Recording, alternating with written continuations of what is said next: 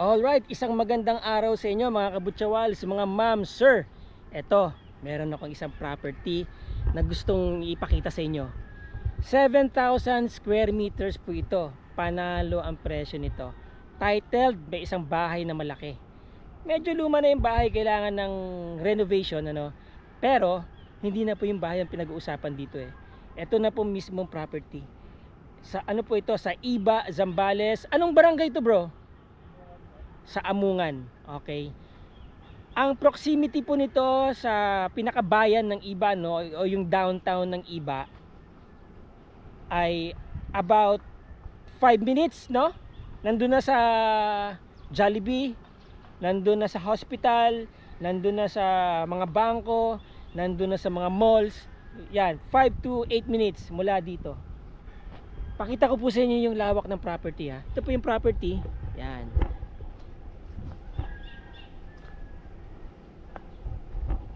Yun, doon kami galing. Itong daan na ito, itong rough road na ito, wala pa pong mga 300 meters yan palabas doon sa sementadong daan. Okay, doon po sa pinaka main thoroughfare nitong Amungan. And then papunta doon, yun na yung ano, yun na yung papuntang downtown ng Iba, no. So nandun na yung mall, palengke, food chain, hospital, clinics, you know, mga bangko, nandun na po yan. Ito po yung frontage. Mula doon, nakita nyo yung aso? Yan. Mula doon, papunta dito, kasama itong eucalyptus tree, hanggang dito, doon, lakad tayo. Doon, kung nakikita niyo yung bahay na yon, yung poste na yon, hanggang doon, yan yung pinaka frontage ng property na to. Yan. Yan, yung poste, ano. Tapos yan. Pasok tayo. Yun doon tayo galing, 'di ba? Yun, yung may yero doon. Yun, mula doon sa corner na yon, doon sa dulo ng yero, paikot. Yun.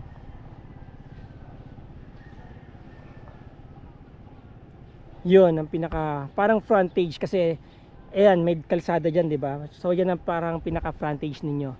Tapos yan ang totality ng property. Hanggang doon naman. Okay. Mayroong 4 na puno ng mangga dito. Yan.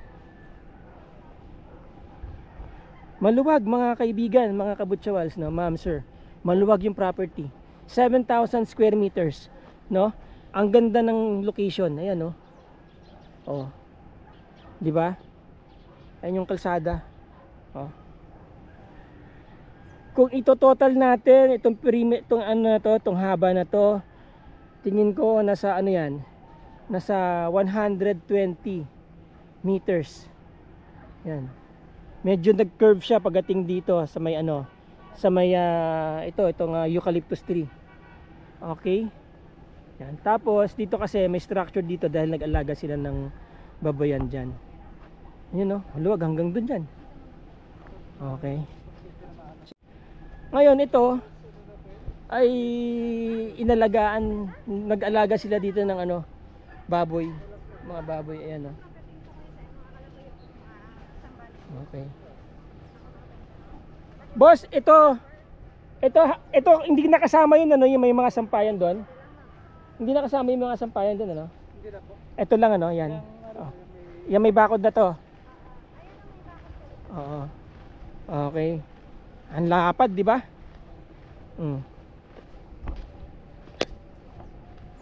Mula dito, yan.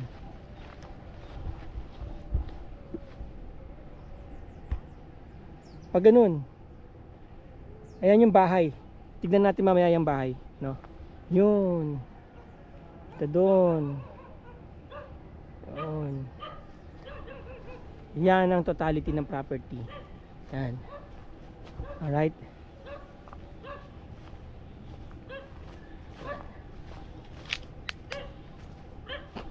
Tapos ikot tayo sa paligid ng bahay para makita niyo yung bahay.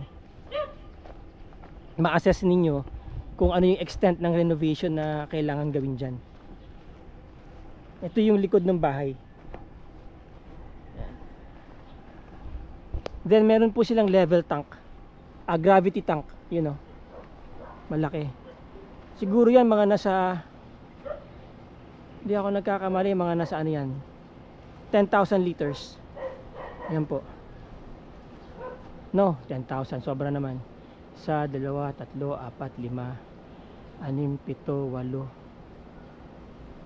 8, 5 plus times 5 times 5, 2,500. Oh, mga 10,000 liters po yan. Yung ano na yan, yung gravity tank na yan. Sa estimate ko, no. Ito yung likod ng property, ha, ng bahay pala. Yun. And then may hagdan dito, paakyat dun sa taas. Stock room. Tanong natin mamaya kung gumagana pa tong ano, tong tangke, kung wala pang leak. Yan. Foreigner po may-ari nito. And then ito po kasama pa yan. Yan. Ito niyo yung corner ng bakod. Dire-diretso pa yan papunta doon. Ganon. Tapos papunta dito. Yun. Punta doon. Doon, okay? Ito yung gravity tank niya. Ayan, reservoir. Malaki, ano? Siguro ano to? 10 or 12 by 12 yung poste. Solid. Okay? Check natin yung bubong ng bahay kung okay pa. Ayan, isa yan sa mga kailangang i-renovate. Siguro pinakamaganda nito, palitan na rin tong bubong nito. Pero again, sabi ko nga, hindi po yung bahay ang pinag-uusapan dito eh, kundi yung size ng property, ano. Okay, baba tayo. Ang maganda po dito, ang bahay naka-setback mula doon sa pinaka frontage ng totality ng property, ano.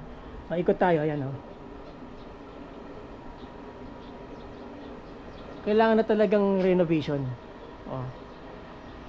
Major repairs. Pintura. Maganda pa naman yung mga grills, no. Yan lang, yung mga eaves niya. Itong kisame sa labas. May tanim sila mga mahogany dito.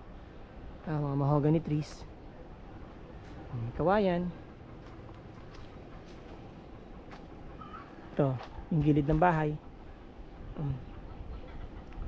Yung mga gutters kailangan na talagang palitan, no. Pero habitable pa yung bahay, ha. Okay pa yan, goods na goods pa yan. Pwede pa pong tirahan yan. Pansamantala kung magkakaroon man kayo ng project dito, no. Ang isa pa sa mga advantages ng property na to, wala pang masyadong mga nakatanim na mga puno. So meron kayong choice na planuhin talaga kung anong gusto nyong gawin dito sa property na to. 'Di ba? Pwede nyong hati-hatiin 'yan, gawing parang ano, para mga lots for sale, no. Pwede rin 'yan kasi ang lapad eh, oh. Or pwede nyong gawing isang magandang farm. Parang i-develop nyo into farm resort dito sa lugar na to, dahil malapit dito may mga resorts na rin po dito na nag-e-exist. Alright? Ang gandang puno yan, no? Okay. Now, ayan, oh, may mulberry. Tikim tayo ng ano. Masarap bunga nitong mulberry, eh. Ayan. Parami kayo ng ganito. Maganda sa katawan yan. Oh, ayan. Obviously, kailangan na talagang i-renovate. Total renovation yung bahay. Pero ang ganda ng design ng bahay, no? Para siyang American size na bungalow. Mataas ang ceiling. Okay. Naka backfill na yung bahay mismo. Mataas siya kaysa dito sa lupa. Maluwag ang lanay or yung inyong veranda. Kasya nga yung motor, oh, nakapark. Bilangin natin yung steps, mga kabutsyawals. Saan ba magsisimula dito? 1, 2, 3, 4. Alright, 5 steps. Yan na. And then, naka-elevate uli mula dito. Yan po yung ano. Pinakalapad yung lanay. Ayan o, tignan nyo. Relax na relax sila dito. Hello mga ma'am. Baka gusto nyo po mag-shoutout dyan. Baka may isa-shoutout kayo mga gusto nyo i-shoutout. Dalawa lang naman po nanonood sa akin. Huwag kayong mag-alala. Hello po, ma'am sir. Alright. Good afternoon. Good afternoon. Yan, kasama namin po sila. Tinignan yung bahay. Alright, so yan. Okay, bukod sa pedestrian entry dito, meron din dito. Para diretso ka na doon. Papapansin nyo, ang laki ng poste, oh. Ha? Lalagay ko yung kamay ko, ha. O, yan ang poste. Okay, Amerikano po kasi nagpagawa nito, eh. Oh, ang taas ng ceiling, oh. Di ba? Ang lalaki ng bintana. Alright? Okay. And then, pasok tayo sa loob ng bahay. Na-imagine ko, nung panahon niya, sir, may idea ka kung kailan tinayo itong bahay? Ha? 7 years pa lang? 2005. Ah, 2005. So, mga nasa ano na to, 29 years. Tama? 2005 yung anak ko, 29 years old na eh. Di ba, Rebecca? Okay, anyway, 29 years na itong bahay. So, obviously, syempre, may konting dilapidation na to, no? Nag-deteriorate na yung mga ibang nakalagay dito. Pero tignan nyo, ang ganda, oh. Ang laki ng living area. Oh. No? Ang laki din ng pinto. Ang nagpagawa nito, Amerikano? Amerikano nagpagawa nito, no? Oh, foreigner. Ayan, oh. Ang laki, oh. Tapos, yan na rin yung design ng kisame niya, no? Cove ceiling. I guess, palagay ko, ito, dito yung living area, doon yung dining area. Boss, kasama na ba yung mesa kapag binili to? Depende sa pag-usapan. Ganda ng mesa, oh. And then, dito, may bar. Yun. By the way, mga ma'am, sir, mga kabutsawals, mga kaibigan, yung bahay po na to may 5 kwarto, mayroon 3 CR, toilet and bathroom. Okay? Wag na natin masyadong busisiin yung mga kwarto, no? Basta yun na yun. Kasi, sabi ko nga, ang pinag-uusapan natin dito, yung lote. But anyway, gusto ko pa rin ipakita sa inyo. Imagine na lang natin nung bagong gawa siya, di ba? Oh. Ito yung kitchen, kusina, back door, kung saan tayo galing kanina. Alright, yan, oh. Ang nagustuhan ko sa bahay na to, yung mga pintuan niya, solid na solid pa. Oh. Pati mga hamba, di ba? Walang sign na inanay, whatever, no? Tapos maganda rin yung tiles, no? Pero syempre kailangan na rin sigurong kung titirahan lang muna pansamantala habang dine-develop nyo pa yung property, pwede nyo pang tirahan tong bahay na to. Kasi nga po ang pinag-uusapan dito yung presyo ng lote. Buy and hold lang kayo dito. Biglang magtataasan ng mga presyo ng properties dito. Ayan, no? May mga kwarto siya, ganyan ang itsura ng mga rooms niya, no? Sabi ko nga sa inyo, ayan, no, medyo talagang total renovation kung hindi man demolish tong bahay na to. Feeling ko matitibay pa yung mga poste, matibay yung structure. Wala akong nakikitang crack whatever. Tapos yan, may bar dyan. Ito mukhang ano eh. Mukhang hindi siya synthetic granite. Mukhang granite talaga siya. Granite. Alright. Yan o. Talagang ano siya, stone. Oh, or marble. Granite. Sabi sa akin. Yan.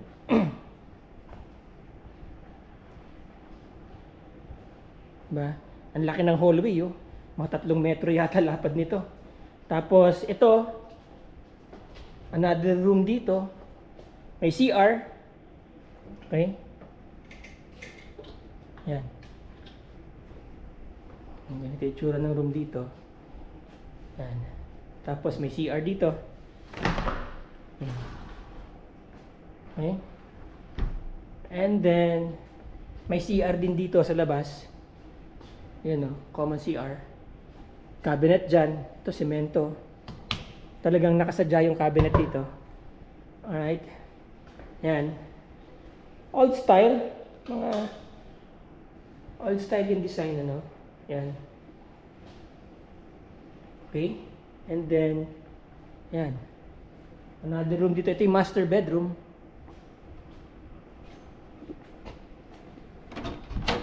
Yan. Nice room. Maluwag. Maganda. May cabinet. Andyan yung kanyang CR. Toilet and bath. Para medyo social. Di ba? Okay. Ayan o. Wow. Nice ha.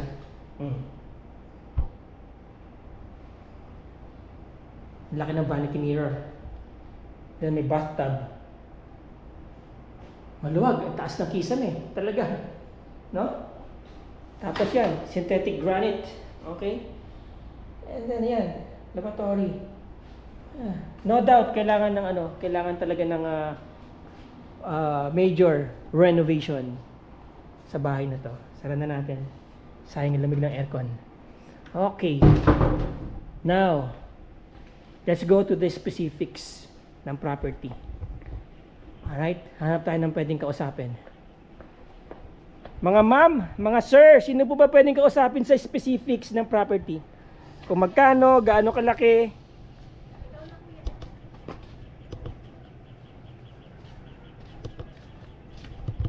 Okay. Di ba, gwapo ka naman, huwag ka mag-alala. Pareho tayo. Di ba? Hindi naman ako papayag na ikaw lang ang gwapo. Dito ka, boss. Mas maganda yung angle ko sa kaliwa eh. Dito tayo. Okay. Okay, gusto ko nga pala ipakilala sa inyo, sir. Pakilala ka. Hi, I'm Eman. Eman, Opo. ikaw yung pinaka, ano may-ari? Ano po? Parang anak pamangkin. Pamangkin ka, anak-anakan ka na, parang ganun. So, nakita mo pa yung foreigner ng buhay pa. Opo. Anong tawag mo sa kanya? Tito. Tito. Oh, tito niya yung foreigner na nagpagawa nito. Kita nyo, ang laki oh. Di ba? Ang ganda ng bahay. Sir, matanong ko lang, anong year po ginawa ulit to? Around 2005. 2005, 2008, yeah. 2005, 2008. So, let's say mga 30 years na yung bahay, no? Gaano po ang laking lupa? 7,348 po. 7,348 square meters. At sabi kanina, is selling for 8.5 M. Opo.